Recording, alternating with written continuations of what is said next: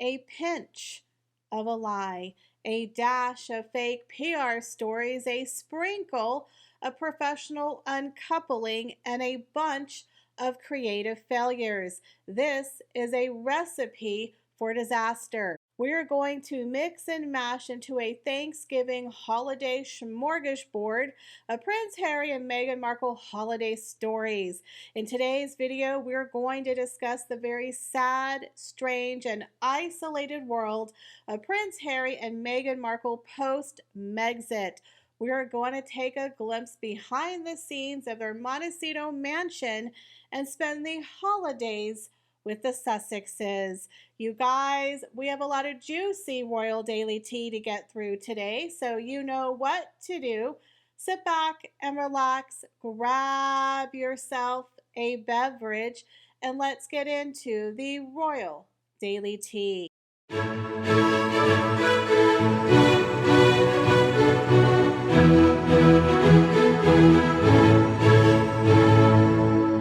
Hi everyone, it's Michelle and welcome back to the Royal Daily Tea. I have missed each and every one of you. Thank you so much for all of your very sweet, kind messages and emails. You know, life has been lifing pretty hard. Things haven't been going great for me, but I'm just so grateful for each one of you. You guys cheer me up with your wonderful comments. Now, my dad is coming home from the hospital this week, so we are all very, very excited about that. Now, last year, my dad was also in the hospital, and we did a beautiful Christmas card exchange, and I would like to do that again this year because I know there's a lot of us out there who do spend the holidays alone, and getting a nice Christmas card in the mail is always a very nice thing to receive. So if you would like to exchange a Christmas card with me, you can send me a Christmas card to the address listed below, and I am ready to go, guys. I have my stamps, I have my Christmas cards to get them out to you ASAP. I wish I would have done this 2 weeks ago, but here we are. So I hope you guys are getting ready for the holidays because boy, do we have a lot of holiday stories to share about Prince Harry and Meghan Markle. Now we know that there is a brand new German documentary that has been making their rounds around Montecito. They have been investigating Prince Harry and Meghan Markle. Now there is this German filmmaker by the name of Ulrich Grunwald who has basically been running around the neighborhood of Montecito interviewing people who live there and neighbors of Prince Harry and Meghan Markle, trying to get the 411 on a brand new documentary that is called Prince Harry, the Lost Prince. Now, this is a new documentary that is going to be airing in Germany on the ZDF network on Tuesday. Now, originally, this documentary was supposed to be about Meghan Markle, which would have been juicy, but we all know Meghan's legal team made some phone calls and made it go away, or at least for a while. Again, Tom Bauer, Valentine Lowe put out a lot of scathing books about Prince Harry and Meghan Markle, and yet they've never been sued. So I believe there's a lot of really bad, juicy stories that Meghan is working overtime to keep private. But instead, they've decided to make a brand new documentary. They kind of shifted the focus of the story to focus on Prince Harry and Meghan Markle's life post-Megxit. And again, I don't think it's going to be super juicy. I don't think there's going to be a lot of information that we perhaps already don't know.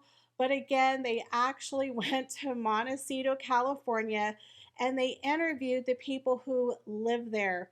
Now, they did find out a couple of juicy tidbits, like one, they never see them together. Prince Harry and Meghan Markle are not seen out in public.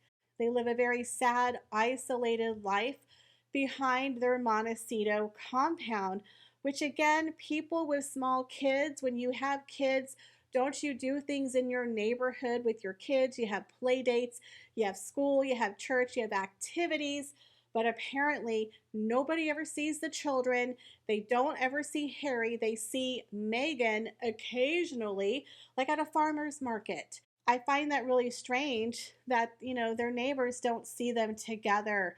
Now, we know a couple of weeks ago there were rumors that there were moving trucks outside of their Montecito compound. In my opinion, I don't believe Harry lives there. I believe maybe Meghan does, or perhaps they use the mansion maybe for work and they kind of come and go. But according to insiders and neighbors, they're not seen and they keep to themselves. It's a little sad and isolated, if you ask me.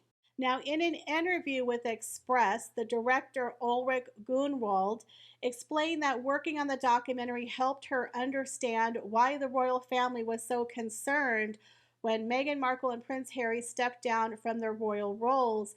She stated the most damaging allegations can only come from within. Revelations that shook the royal family only come out of Prince Harry and Meghan Markle's mouths. Grenwald went on to express her understanding of the late Queen's view, the one where you cannot be half in and half out. She also went on to say that cultural life here is very lively, but often happens in closed circles. Harry and Meghan rarely participate, meaning in Montecito, they seem to have isolated themselves a lot. Now, a neighbor by the name of Richard Minards echoed this sentiment, saying, sometimes you see Meghan at the farmer's market or walking a dog, but generally you don't see much of her or him. It's a shame. This is a lovely place. Now, again, the couple live in Montecito, California, a town known as a very vibrant social scene and affluent residents. However, Grunwald's documentary suggests that Harry and Meghan lead a life disconnected from the lively community around them. So again, this is definitely feeding into Harry and Meghan really don't live together. They don't participate in the neighborhood or the community, and they're rarely seen together. So let me know if you're planning to watch this documentary, Prince Harry, the Lost Prince, which is coming out this week. So Meghan Markle did a very cringy and embarrassing article with Marie Claire entitled Meghan Markle Hosts Heartfelt Holiday Dinner for Afghan Women Starting New Lives in America. Now, one thing I love about Harry and Meghan is that they're hypocrites and they do this over and over again. Now, remember when Prince Harry and Meghan Markle left Megxit, they hated the British media. The media. Remember the lies, the arch nemesis of Harry, and they said that they were only going to work with small news organizations. They were going to pick kind of a grassroots campaign, all these little magazines, but we know that's a bunch of BS. Harry and Meghan are constantly using mainstream media like People Magazine, Us Weekly, Vanity Fair, and now Marie Claire. They handpick these little people for these little PR puff pieces because let's be real, these people are not going to write negative stories about Meghan Markle because they want to get a story in their publication. Not like the poor lady from The Cut who actually got a couple of real digs in at Meghan Markle and found herself fired. So we know that the young lady, I believe her name is Kristen, who wrote the story, we can't blame her. She's just simply doing her job. But this was a bunch of PR word salad and it was very, very cringy. So Meghan Markle sat down about a week ago with these Afghan women who had been resettled from Afghanistan into the United States. They are part of a nonprofit charity called Mina's List, which apparently has over 11 branches in 9 different states. But again, I don't really understand what Meghan and Harry are doing because it's an established charity, but I digress. So Meghan sat down with the same women and shared a holiday meal. It was cooked by the same chef from the Soho House, who is also an immigrant. Now, you see all these lovely photographs of Meghan and these beautiful women, and of course, this delicious food that are traditional Afghan dishes. And Meghan Markle's ginormous beige pants made a huge appearance. I mean, she literally could have sat her pants by themselves at the table because they were so large. But the interesting thing is that a lot of the women who were there talking with Meghan Markle were the exact same women from last year. Now, according to an insider, and this has been verified by two different sources, Meghan Markle was only at this event for about 15 minutes. She only spoke to a few people that she wasn't very friendly. She didn't eat. She sat there and posed for her photographs with her ginormous wrinkled beige pants, and then she exited. Now, of course, this woman sat down and wrote this puff piece about Meghan Markle and the holidays. So let's go ahead and get into some of the gobbledygook that Meghan Markle shared. So, one of the interesting things that we found out about Meghan Markle and her holiday home life is kind of grim and it's kind of sad. She talked about how little Archie, who's barely 5 years old, doesn't believe in Santa Claus. Like, when did he stop believing in Santa Claus exactly? Does he sit at home reading encyclopedias? You know, they always said his first word was Grandma Diana and crocodile. Like, he's just this mass genius. So apparently at 1 or 2 years old, did he figure out that Santa Claus doesn't exist? But again, this is Meghan Markle and Prince Harry and their sad existence of a home life. So it says, with the holidays coming up, the talk turns to Prince Archie and Princess Lilibet and the traditions that the Duchess holds special. She says, I admit that my son no longer believes in Santa, and we continue to commiserate over the Christmas magic that seems ever so fleeting. What Christmas magic? That mommy and daddy buy the presents? Ooh, magical. Again, what? She says, I love the holidays. Sharing that Archie and Lilibet are now 3 and 5, and so every year it gets better. Again, the child doesn't believe in Santa Claus. Is Lily going to be next? She muses that at first, I think, as a mom, you know, Meghan, I'm a mom.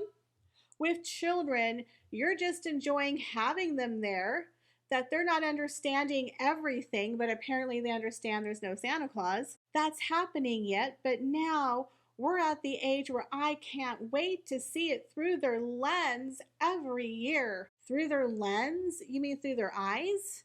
Why does she always have weird words? Through the lens of my children who don't believe in Santa Claus. And then she says, as for Thanksgiving, we always are pretty low key, meaning you don't have family and you don't have friends. Obviously, it's just the four of you, Doria, Harry, Meghan, and the said children. Being close to my mom is great. Well, I hope it is, because you kind of got rid of everybody else. You ghosted your entire family. Again, Doria's family doesn't ever seem to be in the mix. Apparently, they got cut as well. And then she says, I was thinking about in the past few years of having Thanksgiving here, like many of us, I think you always make sure there's room at the table, a seat at the table. You know, Meghan in her ginormous pants, a seat at the table for your friends and who don't have family, which is really key.